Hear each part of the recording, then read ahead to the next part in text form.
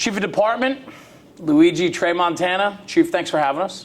Thank you for coming. I appreciate it. So this is pretty cool. We're sitting in the kitchen of brand new Station 6. Brand new Station 6. We've only had lunch here so far. We're not 100% moved in, but it's a work in progress. It's gorgeous. Yes, it is. It's unbelievably gorgeous. It's up to date. Technology is unbelievable. It's going to be a really great place to be. Long time coming? It's been coming since the early 2000s. Yeah. We had some structural problems at our old station. They put some money in as a Band-Aid to make it safe to live in.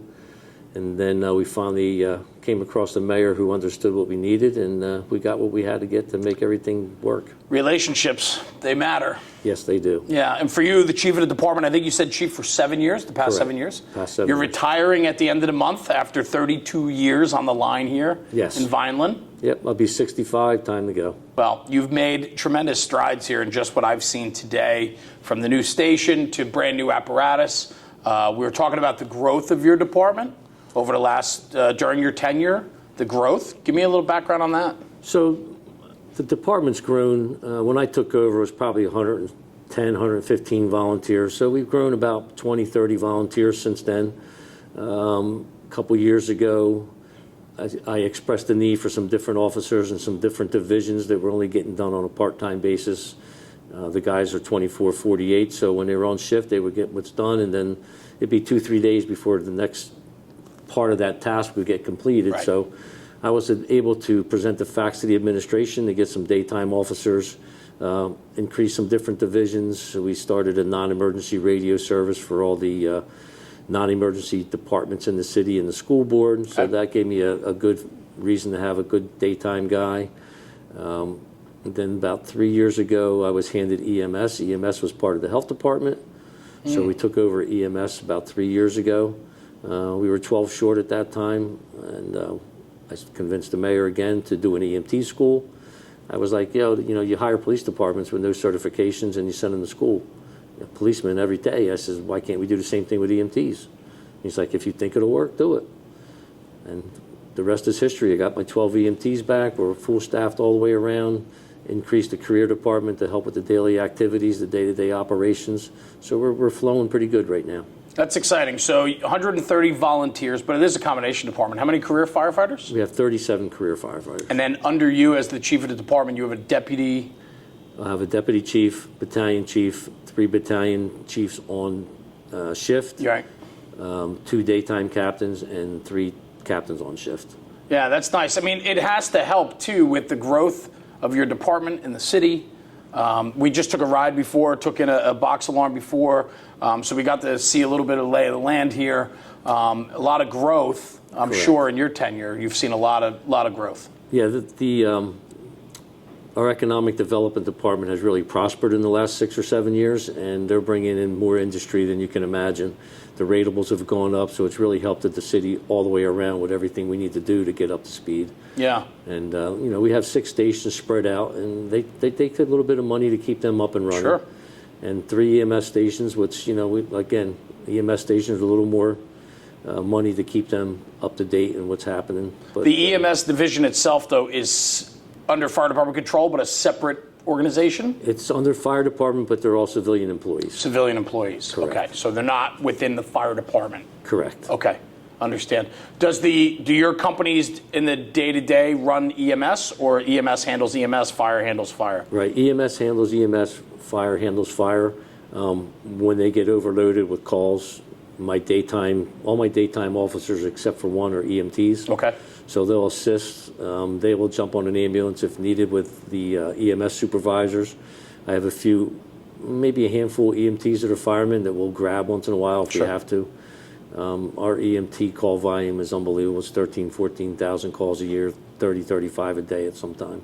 Well, it should be said, right? So Vineland is the largest city per square mile, right, in the state of New Jersey? Yep, per right, almost area. 60 square miles. Correct. We just went on a box alarm before. We were going for a little clip there. Yeah, it's a 4 or 5 minute ride. I love Yep. it. 4 or 5 minute ride. For sure. But I mean, that adds time, right? Structural responses and so on. There's a large square mileage that you guys are covering on a daily basis. Yeah, there's some parts of town that'll take us about 10 minutes to get there. Yeah. Yeah. Let me ask you, 32 years in the Vineland Fire Department, I'm sure it has changed dramatically over your time. When I started, it was a 5-man shift. One guy used to sit in the radio room and listen to the radio and be the desk man. Right. Now we've got county dispatch, and we're at 10 men per shift. Nobody sits in the firehouse. They all run calls. Technology-wise, we've gotten updated apparatus. We've got updated technology. We're using programs for record keeping, right. Inventory. When I started, it was all by hand. Sure, and it was simpler. Like we have complicated the fire service over time. Yes. So I think like watching chiefs like yourself with 32 years within one department, you watch that growth. I have to think that the end of the month when you do retire and you kind of look back a little bit, it's been a heck of a ride, I bet. Oh, it's been a great ride. I've had the opportunity to work under some very good people that when I came up with an idea, innovation, let's move forward with some software for fire reporting instead of using Excel. They were like, if you think it'll work, give me the facts. They agreed to it, and it worked. Vehicle maintenance when I became captain was nil. It was when it needed to be fixed. So we started a vehicle maintenance program. We started a building program. I'm a big on maintenance type guy. And everything that I've come up with or talked about, I'd say 80–90% of it, the city has allowed me to move forward with. It's a partnership. I think there's an absolute trust that goes into the relationship, right? Yes. And you watch the city grow around you. Correct. So the fire department has to grow with that. If we don't have that support from City Hall, we're going to fall behind quickly. Correct. It was always pretty hard to muster up the support from City Hall. The city struggled financially for quite some time, but the last administration has really found a way to make the city prosper financially. Like I said, the taxables and ratables have gone up increasingly with our industrial explosion in the industrial park. So the city's doing pretty well right now financially. They know how to keep it flowing and how to make things work without getting too crazy with raising taxes. Yeah. Well, the reason why we're here today, right, is with Fire and Safety. They're the Pierce dealer in New Jersey, and we were talking about your 2022 rear mount downstairs, and it's a single axle rear mount, 75-foot heavy-duty aerial on an Enforcer chassis. A new build for you. It's been in service for a little bit now. You've certainly have broken it in, going to a bunch of fires with it already, and so on. But that apparatus, there's something you said before, and this is why the hook here, I wanted to link it in, is you said you were big on maintenance. Correct. And when we started talking about the truck, what I found was the common theme in that new build for you was consistency in the build. Meaning, for the maintenance side, doing PMs and so on, you guys are aligning your apparatus to be similar. Correct. Every time you buy a new one. Correct. We try to keep everything the same, drivetrain, everything we can, that we only have to stock one of one. One part of this, one part of that, and it makes it a whole lot easier when something breaks down in the middle of the night. We do have a full-time maintenance guy, which I didn't talk about. He's a firefighter. That the city, again, allowed me to put him on days to do nothing but vehicle maintenance and building maintenance. So, we've gone a little above and beyond and not thinking outside the box, but keeping everything consistent truck-wise makes it a whole lot easier because you know what you're looking at no matter what truck it is. It's a big department. There's a lot of moving pieces here. Correct. We have 15, 18 frontline pieces that run out of the 5 stations and 6 stations, counting the career station. Right. So there's a lot to keep track of. Plus all the secondary vehicles and so on. I mean, it's quite a fleet to manage. Correct. I would think so. It's important to have somebody in that preventative maintenance or mechanical division. Correct. Even building maintenance, there was, it's probably 7, 8, 9 years ago, there was no building maintenance as far as HVAC and all that, and it was costing money. So we started that program, and that's what this gentleman's doing also. He's taking care of like replacing air filters, doing this, doing that. We have one thing that's really crazy, believe it or not, was overhead doors. Nobody ever thought about servicing the overhead doors every year. And that's one of the things that I was like, let's stop breaking doors. Maybe there's a preventative maintenance we can do. So we've got a lot of out-of-the-box thinking that's really prospered and saved money in all kinds of areas. Makes sense. Makes sense. I think when you can do it in-house, too, you can control it then, right? Correct. And if we're outsourcing everything, and I love being able to bring it all under one roof because then it comes down from the top, and we can, make sure that every little aspect of the job is being taken care of. Because ultimately, In this business, the truck's got to get out the door, the garage doors have to get up, and we need our people to get on them. So if they're sidelined because we're not doing our due diligence on the upfront, shame on us. Yes, we don't like them being sidelined, but we do have, spare vehicles. We have spare ladders, we have spare engines, spare support vehicles. So if something goes down, we're pretty able, we have also, the city has its own vehicle maintenance facility, along with my gentleman, so they're pretty easy to get things back in service pretty quickly. The only snag we have sometimes is trying to get the parts. Right. Supply chain. Correct. Always an issue. And all our stations have 2 apparatus in it, so they have 2 engines, either 2 engines or an engine and a ladder. So if one goes down, it's not a big deal to jump in another one until we can figure out what's happening. Yep, I get it. Give me a little background about Vineland itself. I mean, born and raised here, Chief, right? Yep, born and raised here. So I'm sure the city, not just the fire department, but I'm sure the city has changed dramatically too. Yeah, the city is spread out. You Yeah. know, most of the center city when I was born was center city residential. And then as time moved on, the residential spread out. Outside of the city is mostly farmland. So the eastern part of the city is probably hundreds and hundreds of acres of farmland, which is very prosperous for us. Yeah. But the city has grown tremendously from industry to retail to residential. So it's been a big growth. Yeah. Civil service here for your department? Civil service, yes. Okay, so you're pulling from your neighborhood. Correct. And then going out to the county from there, right? 99%, I don't think we've ever pulled from the county, to be honest with you. Yeah. With 130 volunteers, I think right now there's like 14 or 15 on our list. Okay. So it's usually our volunteer force that's taking the test. Once in a while, we'll get a veteran who jumps in. Sure. But 90% of the time, it's our own force. 130 volunteers is a strong number. Correct. So to be able to pull from them for the career side, I think is a win for you. They know the department. They understand the inner workings of the department. It's kind of a go through, get your probing time done, plug and play. They already know the department. Correct. When they come in as a career guy, we still do a little training with them. Sure, of course. We have a task book that they have to go through, so we make sure their skills are up to par. Because we don't get to work with the volunteers on a daily basis, other than that we're at a fire. And when you're at a fire, you're not really paying attention to who's doing what. You're just, tasked to put the fire out. Yep. We do some training together, and we get to see them from time to time, but nothing on a regular basis to see exactly what their skills are, what they need to be, tweaked on. Yeah. You mentioned the farmland. That's interesting to me because I know up north in New Jersey, where I'm from, we don't have a lot of area for sprawl anymore.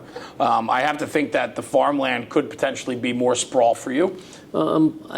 Yes and no. A lot of the farmland has been preserved as farmland. Great. So a lot of the outside areas east of the town have been, preserved by the state. So they're farming it, but it can't ever be developed. Got it. Well, that's fantastic. Yeah. So I appreciate that for sure.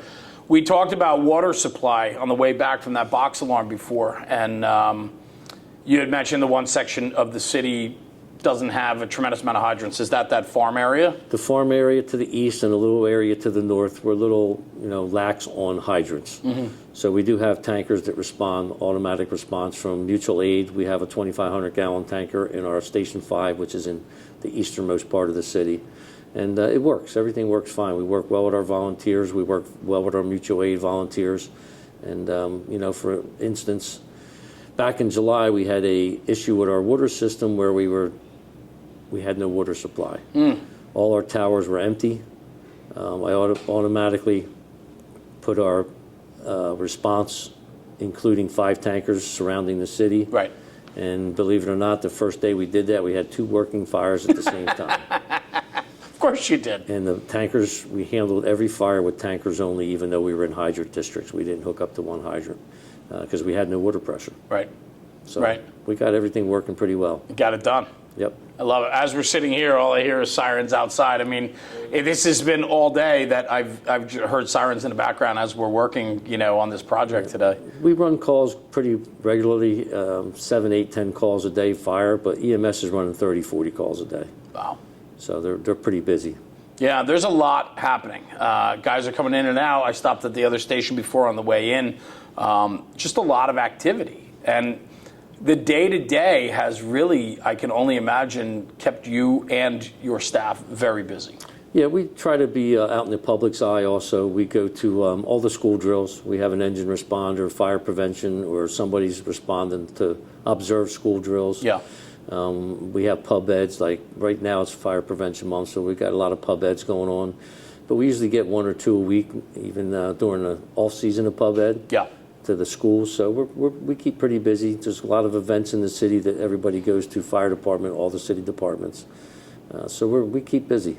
Buy-in's important. You're born and raised here. This is your community. You got to be very proud of it. This is your fire department. You got to be very proud of it. It just fuels you, I bet. Yeah, it's going to be hard to retire because, I love coming to work. Yeah. I love the people I work with. I mean, we don't see eye to eye all the time, but that's normal. And I just love what I do, and it's appreciated by everybody in this city, which makes it a whole lot easier. Yeah, for sure. Well, I can say that I think, there's a couple things, right? When you not walk away from the fire service, when you retire, you take a step back. Legacy matters. Your name, your reputation. These are things that when you leave, that's the only thing that remains. And I think just today, getting to know you and seeing the department, there's a lot of things here that I think you were instrumental in being a part of. And I hear how you talk about your people and lifting your people up and giving confidence to the guys that are taking over. Super important. Yes, I'm tough, and they respect that. They don't always like it. Sure. But they have respected it, and it's made everything work pretty easily. They enjoy the out-of-box thinking and all the different things we brought in since I've been chief, and it's worked very well for the department. No, I think it's great. And like I said, we had a front row seat to it today, Chief, and I just want to say thank you. Thank you for including us today and being a part of this project. It's been a lot of fun getting to know you. Yeah, it has been. It's a lot easier than I thought. Yeah, we make it easy, Chief. It's supposed to be easy. But you know what it is, though, too? The product speaks for itself. The department speaks for itself. And we got to see that firsthand. And that's what I love about what we get to do, Sebi and I. Sebi's off camera. He comes with me on all these trips as my producer and videographer. And we get to do this. Yeah. And it's fun to travel the state and to meet different chiefs and different departments and see how they do it. And some departments stand out more than others. This is a standout. There's a lot happening here, and hearing a little bit of the story today, sitting at the table here in the kitchen of this beautiful new station, it just makes sense to me. There's a lot happening. Yeah, it's been very rewarding. Even from day one, it's been very rewarding. Like you talked about earlier, the department has progressed tremendously. Yeah. And we took a little slow down spurt there for a while, but it's moving again in the right direction, and that's very important. That's it. I mean, ultimately, keeping track of the mission and making sure that the city is funding the fire department, that the fire department can provide the professional and proficient service that the residents require. That's it. And just not our residents, our hazmat team is the county hazmat team. Our technical rescue team is the county technical rescue team. So we're kind of taking care of the whole county to a degree. And, the stuff we've been doing, fire and safety, I can't, they bend over backwards to meet our needs. And I'm not, like I said, I'm a tough guy, and I chew them out once in a while, but they respond and get everything taken care of for them. Well, that's just normal. Yep. I mean, that is, and I think it's important. And when you have an environment where there is no butting of heads or pushback, it means that it's just too easy. Too complacent. You need checks and balances in the system, and I think that's important for sure. Yep, definitely. That fuels the growth. Yep, definitely. Yeah, good. Well, Chief, thank you. Chief Tramontana, I appreciate you very much for opening your doors to us today on the Fire and Safety Project. And for me personally, it's just a real treat to get to know you and to meet you. And thanks for having us. It's been a pleasure. Awesome. Thank you very Chief, much. Thank you for coming. I wish you tremendous success with your retirement and everything that's ahead. Thank you. Appreciate it. That's awesome. Congratulations on a wonderful career, and thanks for having us. Thank you. Good. Guys, thanks for tuning in to National Fire Radio, along with the Fire and Safety Services Calendar Project in 2024. This is our November issue of Behind the Department with the Vineland Fire Department here in Cumberland County, New Jersey. Chief Tramontana retiring at the end of the month. An absolute pleasure to have him join me today on the Behind the Department series. We'll see you in December for the next one. Jeremy, National Fire Radio.